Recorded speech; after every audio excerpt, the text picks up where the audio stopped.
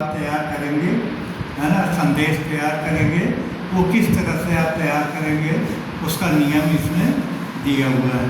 तो इसको हम लोग पढ़ेंगे और इसमें जैसे दिया हुआ है पेज नंबर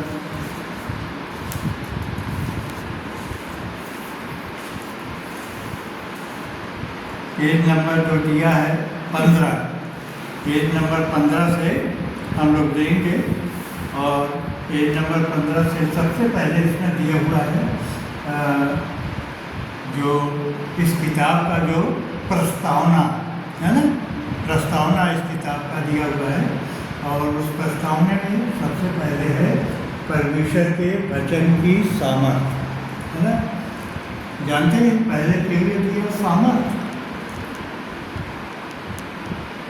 जब यीशु मसीह जब स्वर्गारोहण हो रहा था तो उन्होंने अपने चेलों से क्या कहा कि तुम लोग रुके रहना, है ना, और मेरे नाम से पिता जो है वो एक सहायक भेजेगा, और अर्थात पवित्र आत्मा, और तुम सामर्थ पाओगे और तब सारे जगत में तुम जाओगे, सुसमाचार फैलाओगे। तो सबसे पहले हमें सामर्थ के बारे में जानना है ना। हमें सामर्थ जब तक नहीं मिलेगा हम कोई कार्य नहीं कर सकते, है ना। तो यहाँ पर सामर्थ के बारे में दिया हुआ है और दिया है बाइबल के वचनों में जीवन को परिवर्तित करने की सामर्थ, है ना। बाइबल के वचनों में जीवन को परिवर्तित, हमारे जीवन को परिवर्तित, हमारे अंदर वो सारी चीज़ें होनी चाहिए जो कि हम आगे बात कर सकते हैं। तो इसमें सबसे पहले दिया है यशाया 55 अध्याय 10-11, यशाया 55 10-11, जिसमें इस प्रकार से लिखा है, जिस प्रकार से वर्षा और हिम आकाश से गिरते हैं और वहाँ यूं ही लौट नहीं जाते, वरन भूमि पर पड़कर उपज उपजाते हैं, जिससे बोने वाले को बीज और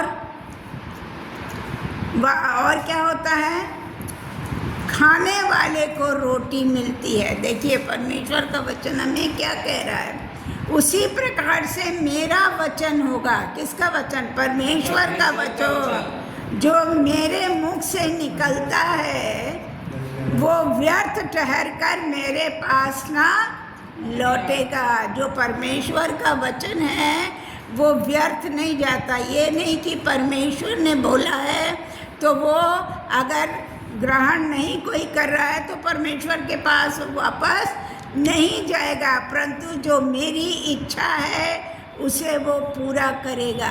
मतलब परमेश्वर जिस इच्छा से अपने वचन को उसने दिया है उस इच्छा को वो परमेश्वर क्या करेगा?